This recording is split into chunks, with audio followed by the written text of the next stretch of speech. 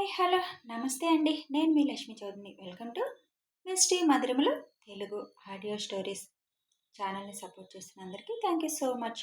మాది కరోనా ప్రణయం పార్ట్ 248తో మీ ముందుకు వచ్చేసాను. కథలోకి వెళ్ళే ముందు వీడియోకి లైక్ చేయడం, హైప్ ఇవ్వడం మర్చిపోకండి యార్. ఇక ఆలస్యం చేయకుండా కథలోకి వెళ్ళిపోదాం. ముందు లోపలికి వచ్చిన వైజయంతి గారు షాక్ అయితే, ఆ వెనక్కి వచ్చిన కుటుంబ సభ్యులందరూ దక్ష్ చేతిలో బేబీని, వైజయంతి గారి చేతిలో బేబీని చూసి పెద్ద షాక్కి గురి అవుతారు. మొదటి షాక్ నుంచి బయటకు వచ్చిన హర్ష గారు మాత్రం 2 అడుగుల్లో దక్షిణ చేరి అక్షయ అని అంటారు ఆనందంగా. హా మామ, అక్షయ, మన అక్షయ వచ్చేసింది అని ఆనందంగా దక్ష అనడంతో పాపని చేతుల్లోకి తీసుకొని ముద్దు పెట్టుకొని తాను మన అక్షయ అని అంటారు పుట్టుమచ్చ చూసిన హర్ష గారు కూడా. అవును మామ అనగానే పాపని దక్ష చేతుల్లో పెట్టి, సుప్రజ, ఎందుకంత మోసం చేశావు అని హర్ష గారు కోపంగా గట్టిగా అడుగుతారు.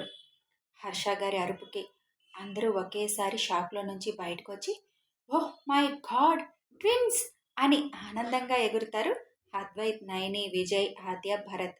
తల్లి చేతుల్లో ఉన్న బాబుని చూసి, మా వాడినిటివ్ అని అడుగుతాడు దక్ష్. నేనివ్వను, ఇప్పుడు దాకా చూడలేదుగా నా మనవణ్ణి అని వైజయంతి గారు చిరుకోపంగా అనగానే, ఇవ్వు మా అని దక్ష్ చేయి చాపగానే వైజయంతి గారు బాబుని తీసుకువెళ్ళి దక్ష్ చేతిలో పెట్టి దక్ష్ ఇంకొక చేతిలో ఉన్న పాపని చూస్తారు. సారీ నాన్న, సారీ.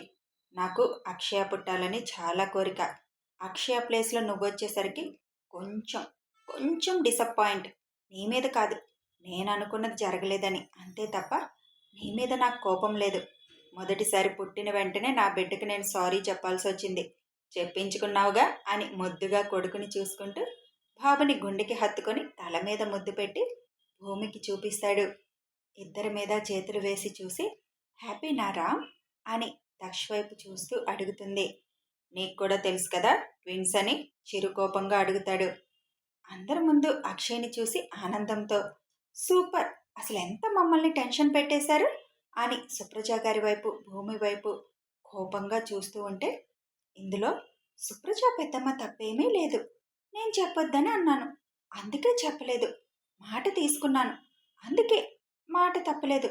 పెదనాన్న, సుప్రజ పెద్దమ్మ మీద కోపం వద్దు అని అంటుంది భూమి. అవును, అత్తయ్య మీద వద్దు, ఆ కోపం అంతా ఈ నల్లత్రాజు మీదకి షిఫ్ట్ చేసుకోండి అంటాడు పిల్లలిద్దరిని తనివి తీరా చూసుకుంటున్న దక్ష్. ఏ విషయంలోనూ నిన్ను నేను ఏ విధంగానూ కొంచెం కూడా మూడౌట్ చేయలేకపోయాను, డిసప్పాయింట్ చేయలేకపోయాను, ఆడుకోలేకపోయాను. అందుకే ఈ విషయంలో కాసేపు మీతో ఆడుకోవాలని, అలాగే సర్ప్రైజ్గా చెప్పాలని అనుకున్నాను అని తలదించి కళ్ళు మాత్రమే పైకెత్తి దక్ష వైపు చూస్తూ చెబుతుంది. నాదేం తప్పులేదు, నేను చెప్పాను. ఇంట్లో వాళ్ళకి చెప్పకపోయినా దక్షతకి చెప్పేద్దామని నేను చాలాసార్లు చెప్పాను. కానీ తనకి సర్ప్రైజ్ ఇవ్వాలని చెప్పి నాకు చెప్పింది. దక్షత్ పసిగడితే అని కూడా అడిగా. ఆయన పసిగడితే ఓకే చెప్పేద్దాం, కానీ లేకపోతే చెప్పొద్దు, నేను ఆయనకి సర్ప్రైజ్ ఇస్తాను అని అంది. కానీ ఆడుకోవడానికి అనలేదు. ఇంకొక విషయం ఏంటంటే, ట్విన్స్ అంటే ఇద్దరు అబ్బాయిలు కానీ అమ్మాయిలు కానీ రావచ్చు. అబ్బాయి అమ్మాయి పుట్టడం అనేది చాలా రేర్. నేను స్కానింగ్ తీసినప్పుడల్లా ఒక బేబీ జెండర్ని ఐడెంటిఫై చేశా, కానీ ఇంకో బేబీ ఎవరనేది తెలియలేదు. స్కానింగ్ తీసిన 3 సార్లు తన జెండర్ తెలుసుకోవడానికి కుదరలేదు నాకు. అలా ఉండేది బేబీ పొజిషన్. నాకు టెన్షన్ మొదలైంది, ఇద్దరు అబ్బాయిలని. ఎందుకంటే మ్యాక్సిమం కవలలంటే అలాగే పుడతారు కదా. అందుకే నేను కూడా ధైర్యం చేసి చెప్పలేకపోయాను. మీరెంత టెన్షన్ పడ్డారో తెలియదు, కానీ భూమికి విషయం చెప్పలేదు. చెబితే తాను కడుపుతో ఉండి ఎంత టెన్షన్ పడుతుందో అన్న భయంతో. ఆఖరికి డెలివరీ చేసేటప్పుడు కూడా ఫస్ట్ బయటికి అబ్బాయి రాగానే నాకు టెన్షన్ మామూలుగా రాలేదు. వాడు పుట్టిన 4 నిమిషాలకి నిదానంగా వచ్చింది ఈ మేడం గారు. తనని ముందు చేతుల్లోకి తీసుకోగానే చూసింది నేను జెండర్నే అని నవ్వుతూ సుప్రజ గారు చెప్పడంతో, హహా, కడుపులో ఉండగానే టెన్షన్ పెట్టేసిందిగా మా అక్షయ అంటాడు అద్వైత్. మామూలు టెన్షన్ కాదు, భూమికి కూడా భయమే. అప్పుడప్పుడు ట్విన్స్ అంటే ఇద్దరు అమ్మాయిలు అబ్బాయిలు కదా, తెలుసుకోవాలనుంది, కానీ భయంగా ఉంది. పొరపాటున మీరు అబ్బాయి అంటే టెన్షన్ పడాలి నేను అని అనేది స్కానింగ్ తీసినప్పుడు కూడా అని చెబుతారు సుప్రజ గారు. అన్నయ్య, బేబీ మూమెంట్స్ తెలుసుకున్నప్పుడైనా నీకు అనుమానం రాలేదా అని అడుగుతాడు అద్వైత్. కొంచెం అనుమానం అనిపించేది కానీ మనమేమైనా డాక్టరా ఆ తేడాలు తెలుసుకోవడానికి? లేకపోతే ఇంతకుముందు ఏమైనా ఎక్స్పీరియన్స్ ఉందా? అప్పటికి 2-3 సార్లు డౌట్ వచ్చి అడిగితే ఏంటి కొంచెం డిఫరెంట్గా ఉంది అని, నీ కూతురు యాక్టివ్, ఇటు అటు రెండు వైపులా తిరిగేస్తుంది అని మీ వదిన నన్ను డైవర్ట్ చేసింది. ఆ టైంలో నాకు కేవలం నా బేబీ మూమెంట్స్ చూసుకోవాలనిపించింది తప్ప ఇంకో ఆలోచన రాలేదు. ఆఖరికి పొట్టెత్తుగా ఉంది అన్నప్పుడు సీమంతం సమయంలో అత్తయ్యని నా దగ్గర ఏమైనా దాస్తున్నారా అని కూడా అడిగాను. కానీ చెప్పలేదు. నిజమే, మొదటిసారి డిసప్పాయింట్ అయ్యాను నేను. అనుకున్నది జరగలేదు అనేదానికన్నా నేను ఎదురు చూసింది నాకు దక్కలేదు, నా అక్షయ నా దగ్గరికి రాలేదు అని. దీనికైతే నీకు పనిష్మెంట్ ఇవ్వాల్సిందే అంటాడు చిరుకోపంగా. పనిష్మెంట్ అనొద్దు రామ్. ఒకరికి ఇద్దరినిచ్చాను నీకు గిఫ్ట్గా. కాసేపు నీతో ఆడుకోవాలనిపించింది. నిజం చెప్పనా, అసలు సాయంత్రం వరకు నీకు చెప్పకూడదు అనుకున్నాను. రూమ్ అంతా డెకరేట్ చేయించి పువ్వుల్లో నీ కూతుర్ని పడుకోబెట్టి నీకు సర్ప్రైజ్ ఇవ్వాలి అనుకున్నాను. కానీ సుప్రజ పెద్దమ్మ చెప్పారు. చాలా డిసప్పాయింట్ అయ్యాడు. బాబుని కూడా చూడకుండా బయటికి వెళ్ళిపోయాడు. కరెక్ట్ కాదు భూమి, ఫీల్ అవుతున్నాడు చాలా అని చెప్పారు. పెద్దమ్మ ఆ మాట చెప్పగానే నాకు కూడా బాధ అనిపించింది. ఎంతగా అక్షయ్ కోసం మీరు ఎదురు చూశారు నాకు తెలుసు కదా. అందుకే ఎక్కువసేపు దాయాలనిపించలేదు. మిమ్మల్ని పావుగంటైనా ఆడుకోగలిగానుగా. ఇది చాలు జన్మకి అనిపించింది. సారీ అంటూ 2 చెవులు పట్టుకుంటుంది భూమి. ఆ మాటకి చిరుకోపంగా చూసి, ఓ, నీ సారీ నేను యాక్సెప్ట్ చేయాలా? నా పిల్లలు చెప్తే చేస్తానులే అని పిల్లలిద్దరి వైపు చూస్తూ అనగానే ఇద్దరూ ఒకేసారి పెదాలు చిన్నగా సాగదీయడంతో దక్ష్ పెదాల మీద కూడా నవ్వు చేరుతుంది.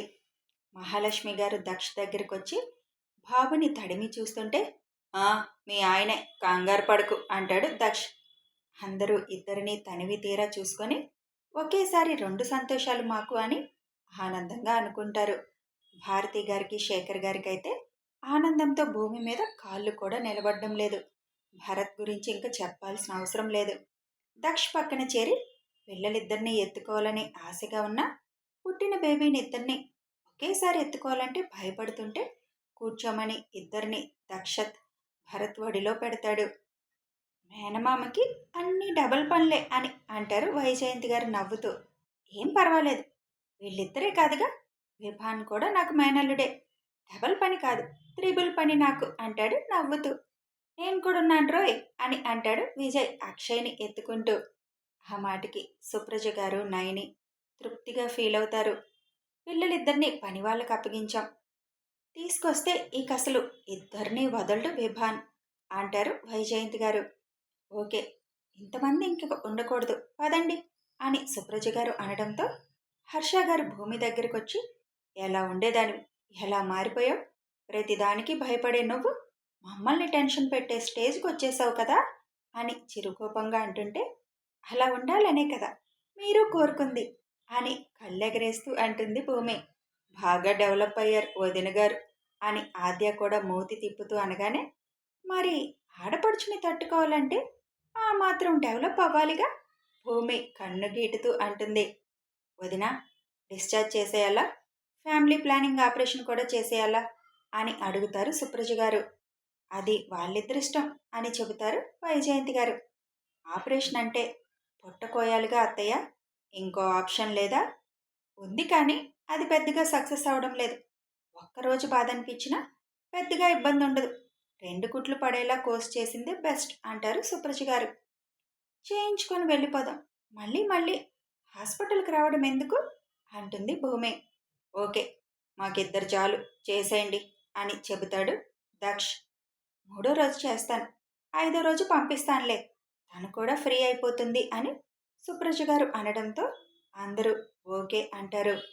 ముందు బేబీస్ని టెస్ట్ చేయించాలి కదా అని హర్ష గారు అనడంతో, పిల్లల డాక్టర్ వచ్చాక చేద్దాం, ప్రస్తుతానికి బేబీస్ ఇద్దరు చాలా హెల్తీగా ఉన్నారు, నేను చెక్ చేశాను అంటుంది సుప్రజ. భారతి గారు ఉంటాననడంతో దక్ష ఎలాగో ఇక ఇద్దరిని వదిలి రాడని ఇక మేమందరం బయలుదేరుతామని భారతి గారిని వదిలేసి భూమికి తోడుగా మిగతా వాళ్ళందరూ ఇంటికి బయలుదేరుతారు. నాన్న, అలా ఎత్తుకొని ఎక్కువసేపు ఉండకు, పడుకోబెట్టు అని మహాలక్ష్మి గారు చెప్పడంతో నిద్రపోతున్న నిద్రని మురిపంగా చూసుకొని ఉయ్యాలలో వేస్తాడు దక్ష్. పిల్లలిద్దరూ నిద్రపోవడంతో భారతి గారు వాళ్ళకి ప్రైవసీ ఇచ్చేసి బయటికి వస్తారు. రామ్ అని భూమి పిలవడంతో భూమి దగ్గరికి వెళ్ళి మంచం మీద కూర్చొని నుదురు మీద ముద్దు పెట్టి, నీకు ఫ్రీగానే ఉంది కదా, ఏం ప్రాబ్లం లేదుగా అని అడుగుతాడు. భూమి చెంప మీద చేయి వేసి నిమురుతూ, కోపం పోయిందా అని అడుగుతుంది దక్ష్ చేతి మీద చేయి వేసి. కోపం రాలేదులే, ఒక్క క్షణం అనిపించింది. కానీ సరైన విషయంలో నాతో ఆడుకున్నావుగా, గెలిచావులే. ఎప్పుడూ అంటూ ఉంటానుగా, సరైన విషయంలో, పనికొచ్చే విషయంలో నన్ను ఆడుకో అని. కరెక్ట్గా మంచి పాయింట్ పట్టుకొని ఆడుకున్నావు. నిజంగా చాలా డిసప్పాయింట్ అయ్యాను నల్లత్రాచు.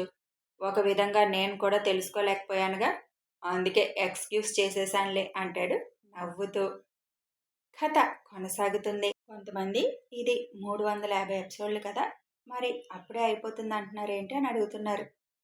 ఇది 2 డేస్ అప్డేట్స్ కలిపి ఇక్కడ పెద్ద పెద్ద అప్డేట్స్గా ఇచ్చాను కదండి, మరి అందుకే కొంచెం ముందు అయిపోతుంది. అక్కడ ఉన్న కంటెంట్ అంతా ఇక్కడ ఇచ్చాను కాబట్టి ఎవరికి అనుమానాలు అక్కర్లేదు. వీడియో నచ్చితే లైక్ చేయండి, షేర్ చేయండి, కామెంట్ చేయండి. Thanks for watching.